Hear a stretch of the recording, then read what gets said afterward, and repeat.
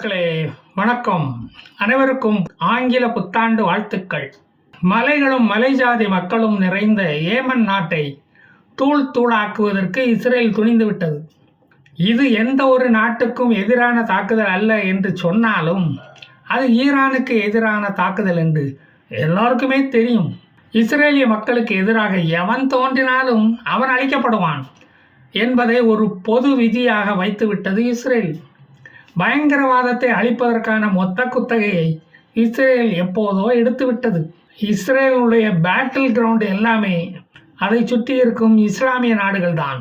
மதீனத் அல் பாத் என்ற சிரியன் நகரமும் இப்போ இஸ்ரேல் வசம் வந்துவிட்டது. 1967 இருந்து சிரியன் கண்ட்ரோலில் இருந்த கோலன் ஹைட்ஸ் பகுதிகளை ஏற்கனவே இஸ்ரேல் பிடித்து விட்டது. அதை திருப்பி கொடுக்க போவதில்லை. சிரியாவுக்கு ஒரு ஆர்மி என்பதே இல்லாமல் பண்ணிவிட்ட பிறகு ரிபல்ஸ் படைகள் அதை எதிர்க்கவா போகிறது? எதிர்த்தால் அவங்க ஆட்சி அங்கு அமைக்க முடியாது. எல்லா போர்களிலும் தோற்று ஓடிய ஈரான் இப்போது வெட்கத்தில் ஹிஜாப் அணிந்துள்ளது. இப்போது கள்ளப்புருஷன் ஹூத்திஸை தான் முழுமையாக நம்பியுள்ளது. பல் பிடுங்கப்பட்ட ஹிஸ்புல்லா பாம்பும் இப்போது படுத்தே கிடக்கிறது. இருப்பதிலேயே மூளை இல்லாமல் செயல்படக்கூடியவன் ஹூத்திஸ் மட்டுமே. எனவே ஈரானுக்கும் அவனை விட்டால் வேற போகடம் இல்லை. ஹூத்திஸ்கள் இயக்கி வந்த பல இலக்குகளை இஸ்ரேல் விமானப்படை தாக்கி அழித்து விட்டது. அமெரிக்காவும் தன் பங்குக்கு அதனுடைய ஆயுத கிடங்குகளை அழித்து விட்டது. யூகே தன் பங்குக்கு பூனை போல வந்து தாக்கிவிட்டு நைஸாக போயிடுது. அது நமக்கு தெரியவே மாட்டேங்குது. நேற்று வருஷத்தின் கடைசி நாள் கோஸ்டல் பகுதியில் உள்ள ரேடார்களை அமெரிக்க விமானப்படை தாக்கி அழித்து விட்டது என்பது லேட்டஸ்ட் நியூஸ். ப்ரிசிஷன் ஸ்ட்ரைக் ஒன்றை நடத்தியுள்ளது அமெரிக்கா. மத்தளத்துக்கு எல்லா பக்கமும் இடியாலாம் இருக்குது. இந்த தாக்குதலை ஏமன் ஒரு அநியாய தாக்குதலாகவும் ஒரு சுதந்திர நாட்டை அமெரிக்கா தாக்கியுள்ளதாகவும் ஏமன் இப்போது கதறி அழுகிறது. ஏமன் ஒரு சுதந்திர நாடாம், கேட்டுக்கோங்க. நமக்கு ஏற்கனவே காது குத்தின விஷயம் ஏமனுக்கு தெரியாது இல்லையா? அவன் அப்படித்தான் சொல்லுவான். பாவம், காசாவை 2000 கிலோமீட்டருக்கு அப்பால் இருந்து ஏமன் பாதுகாக்க போகிறதாம் ஏவுகணைகளை விட்டு. ஹமாஸ் சீஸ்ஃபயர் போட்டாலும் நாங்கள் தாக்குவோம் அப்படிங்குது ஏமன். ஐடிஎஃப் ஜபலியாவில் உள்ள ஒரு இந்தோனேஷியன் ஹாஸ்பிட்டலை ரெய்டு பண்ணி 240 பிள்ளையாண்டான்களை தூக்கி உள்ளது. அந்த நாதாரிகள் கபடதாரிகள் வேடம் போட்டுக்கிட்டு ஹாஸ்பிட்டலில் நோயாளியாக நடிச்சுக்கிட்டு இருந்தானுங்க. அவங்கக்கிட்ட இருந்து எக்ஸ்ப்ளோசிவ்களை ஹாஸ்பிட்டல் அருகாமையில் புதைக்கும் வீடியோ ஒன்று சிக்கி உள்ளது. இஸ்ரேலிய வாகனம் அங்கு வரும்போது அதை வெடிக்க வைக்கலாம் என்பது அவர்களுடைய திட்டம். ஃப்ரீ பாலஸ்டைன் என்று பனியன் போட்டவன் எல்லாம் இப்போ ஃப்ரீ ஏமன் என்று கதறுவானா? ஏமனிலும் ஐநா கஞ்சி தொட்டி திறக்குமா? பாலஸ்தீனத்துக்கு நிதியை வாரி வழங்கிய கிறிஸ்தவ ஐரோப்பிய நாடுகள் ஊத்தி சகதிகளுக்கு வாரி வழங்குமா? எல்லாமே ஒரு $1 மில்லியன் கொஸ்டின் தான். சன்னா ஏர்போர்ட்டில் வைத்திருந்த மிலிட்ரி ட்ரக், ஏவுகணை வீசும் தள்ளுவண்டி, ராக்கெட் லான்ச்சர்ஸ் தட்டுக்கடை எல்லாத்தையும் இஸ்ரேல் நாசம் பண்ணிவிட்டதே. ரஷ்யாஸ் ராஸ் கனாடி இந்த 2 இடங்களிலும் இருந்த பவர் ஸ்டேஷன்களை அடித்து அந்த நகரங்களை இருளில் தள்ளியாச்சு. உதைதா, சாலிப், ராஸ் கனாடிப் துறைமுகங்களை ஊற்றி மூடியாச்சு. இனி இந்திய கொத்தனார்கள் அங்கே வந்தால் தான் கட்டடங்களை எல்லாம் சரி பண்ண முடியும். ஏமனில் உணவு கையிருப்பு குறைந்து கொண்டே வருகிறது. இனி அவங்களும் ஐநா லாரிகளை கொள்ளையடிக்க வேண்டியதுதான். இஸ்ரேல் தாக்குதலில் சாவு எண்ணிக்கையை ஹூத்திஸ் குறைத்து சொல்லுகிறது. அவங்க எப்போவுமே கணக்கில் வீக்கு தானே. துறைமுகங்கள் வழியாக ஈரானிடம் இருந்து ஆயுதம் ஏதும் வந்து இறங்க முடியாதபடி பண்ணியாச்சு. ஸ்டாக் இருக்கிற ஆயுதங்களை மட்டும்தான் உபயோகிக்க முடியும். மலையில் குடியிருக்கும் ஏமனிகளுக்கு ஒவ்வொருவருக்கும் ஹூத்திஸுகள் ஒரு துப்பாக்கி வீதம் கொடுத்து அவர்களை போருக்கு அழைத்திருக்கிறார்கள். அந்த மலைஜாதி மக்கள் கொக்கு குருவி சுட்டவனுங்க இனி இஸ்ரேலிய விமானத்தை குறிப்பார்த்து சுடுவாங்களாம். ஹூத்திஸுகள் ஒரு ராப்பாடியாக செயல்படுகிறாங்க. பகலில் தான் தூக்கம் எல்லாம், ராத்திரியில் ஏவுகணை விடுறது தான் அவங்க வழக்கம். இஸ்ரேலிய மக்களை ராத்திரி தூங்க விடாமல் ஏவுகணைகளை விட்டுக்கிட்டு இருக்காங்க. 2000 கிலோமீட்டர் தாண்டி வந்து இஸ்ரேலை தாக்க பேலிஸ்டிக் மிசைல்களை மட்டும்தான் விட முடியும். அது ரொம்ப காஸ்ட்லி அஃபேர் ஆச்சே. அதனால 1 2 விட்டுக்கிட்டு நிறுத்திக்கிறாங்க. ஹமாஸ் மாதிரி 6000 ராக்கெட்டெல்லாம் அட் எ டைமில் அவங்களால விட முடியாது. அதுக்குள்ள வசதி வாய்ப்பெல்லாம் அங்கே இல்லைப்பா. ஹுதைதா துறைமுகம் தாக்கப்பட்டு விட்டதால் ஹூத்திஸ்களுக்கு வருமானம் போச்சு. எந்த பொருளையும் ஏற்றுமதி செய்ய முடியவில்லை, இறக்குமதியும் செய்ய முடியவில்லை. கிட்னி இல்லாமல் இஸ்ரேல் மேலே கையை வைக்க போய் பாவம் இப்போ செய்வதறியாது வாயில் விரல வைக்க வேண்டியதாக இருக்குது. பிரிட்டிஷ் போர் விமானங்கள் வேறு அப்பப்போ வந்து குசலம் விசாரிச்சுக்கிட்டு போகுது.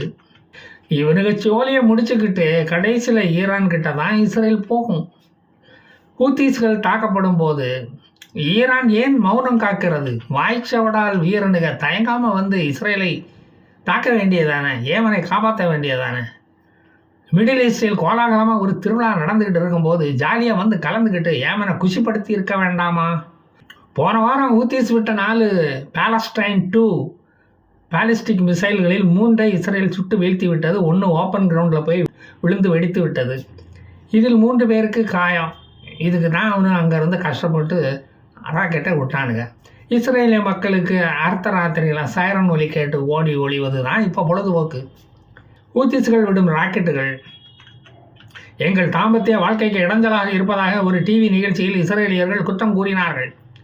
நிம்மதியாக குடும்பம் நடத்தக்கூட விடமாட்டேங்கிறாங்கப்பா இந்த பாலஸ்தீனர்கள். இதுதான் தானும் படுக்க மாட்டேன் அடுத்தவனையும் படுக்க விட மாட்டேன்னு சொல்கிறது. நிறைய இஸ்ரேலியர்களுக்கு ஆங்ஸைட்டி நியூரோசிஸ் என்ற வியாதி இதனாலே வந்துவிட்டது. Houthis will pay a heavy price and they will see our strength now என்று இஸ்ரேலிய இராணுவம் கூறியிருக்கிறது. சன்னா ஏர்போர்ட்டில் உள்ள ரேடார் டவர் இஞ்சி 200 சிதறி கிடப்பதால் கமர்ஷியல் ஃப்ளைட் எதுவும் அங்கு செயல்பட முடியாது. ஏமன் தாக்கப்படும் போது ஈரான் உதவிக்கு வராததால் யாரை நம்பி நான் பிறந்தேன் போங்கடா போங்க என்று வெறுத்து போய் ஹூத்திஸுகள் பாடிக்கிட்டு திரிகிறாங்களாம். ஹூத்திஸ்களுக்கு எங்களிடமிருந்து ஒரு பெரிய பரிசு ஒன்று காத்து கொண்டு இருக்கிறது என்று நேத்தன்யாகு வேற பொடி வச்சு பேசியிருக்கிறார். ஏற்கனவே குழம்பிய ஹூத்திஸ்களின் கிட்னி மேலும் குழம்பியது. ஹமாஸ், ஹிஸ்புல்லா, ஆசாத் ரெஜிம், லெபனானின் மிகாட்டி அரசுக்கு ஏற்பட்ட முடிவுதான் உங்களுக்கும் ஏற்படும். இதில் எந்த மாற்றமும் இல்லை. கடல் கொள்ளையர்களுக்கு சமாதி கட்டி இன்டர்நேஷனல் ஷிப்பிங் போக்குவரத்தை சரி பண்ண வந்த டிராஃபிக் போலீஸ் தான் இஸ்ரேல் நேவி. இஸ்ரேல் கட்டி கொண்டிருக்கும் சூயஸ் கனால் மாதிரியான ஒரு கடல்வழி போக்குவரத்து பென் குரியன் கெனால் ப்ராஜெக்ட் இந்த போரினால் தடைபட்டு நிற்கிறது. அது நடைமுறைக்கு வந்தால் எகிப்தின் பெரும் வருமானம் வெகுவாக குறையும். இஸ்லாமிய நாடுகளுக்கு குடைச்சல் கொடுப்பதில் இஸ்ரேலுக்கு நிகர் இஸ்ரேலே. இந்த கனால் காசா நிலப்பகுதி வழியாகத்தான் செல்கிறது. அதனால் காசா மக்களுக்கு நிறைய வேலைவாய்ப்புகள் கிடைக்கும். துப்பாக்கிகளை கீழே போட ஒரு சந்தர்ப்பம் கிடைக்கும். நல்லது சொன்னால் பேய்க்கும் நாய்க்கும் புரியுமா? இஸ்ரேல் முதலாக அமெரிக்காவின் தாட் மிசைல் டிஃபென்ஸ் சிஸ்டத்தை உபயோகித்துள்ளது. ஏமனின் ஏவுகணைகளை தாக்கி அது அழித்துள்ளது. அமெரிக்கா அதை இஸ்ரேலில் இயக்கி காட்டியுள்ளது.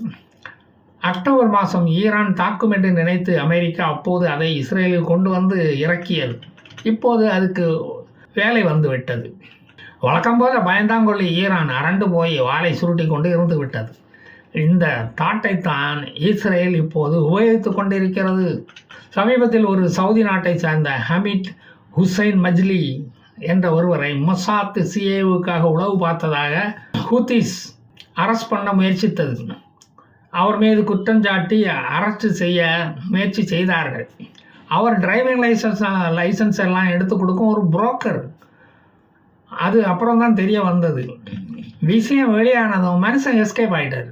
ஹமாஸ் முற்றிலுமாக அழிந்த பிறகு பாலஸ்தீனர்கள் மட்டும் காசா பகுதியை ஆள அனுமதிக்கப்படுவார்கள். அந்த HHிலிருந்து எவனும் உள்ளே நுழைய முடியாது. காசாவில் இருந்த இஸ்ரேலுக்கு ஆபத்து ஏதும் வராத கேரண்டியுடன் கூடிய ஒரு ஸ்டேட் அங்கு அமையும். தீவிரவாதம் அங்கு தலை தூக்க முடியாத அளவுக்கு எங்களுடைய செக்யூரிட்டி அங்கு இருக்கும். அதன் பிறகு காசாவில் மனித சிவிலைசேஷன் தொடங்கும், மனித நாகரீகம் தொடங்கும். காசா மக்களும் மகிழ்ச்சியாக வாழ்வதை இஸ்ரேல் உறுதி செய்யும். இப்படி நேத்தன்யாகு பேசியிருக்கிறார் சமீபத்தில். அதற்கு முன்பு கடைசி கூலிப்படையான ஹூத்திஸ்களுக்கு கருத்தடை செய்யப்படும். டிஃபன் கேரியரில் பிரியாணியும் 300 ஷிக்கல்ஸ்களும் டிஸ்சார்ஜ் ஆகும்போது கையில் கொடுக்கப்படும். காசாவில் குடும்ப கட்டுப்பாடு திட்டங்கள் தீவிரமாக செயல்படுத்தப்படும். 2 குழந்தைகள் உள்ள குடும்பத்துக்கு மானியம் வழங்கப்படும். குடும்பத்தில் ஒருவருக்கு அரசாங்கத்தில் வேலைவாய்ப்பு வழங்கப்படும். குடும்ப கட்டுப்பாடு செய்தால் வெறுமனே சுற்றித் திரியும் நாய்களை பிடிக்க கார்ப்பரேஷன் நாய் வண்டிகள் அடிக்கடி ரோந்து வரும். வேற ஒன்றும் இல்லை. நான் தீவிரவாதிகளை சொல்லவில்லை.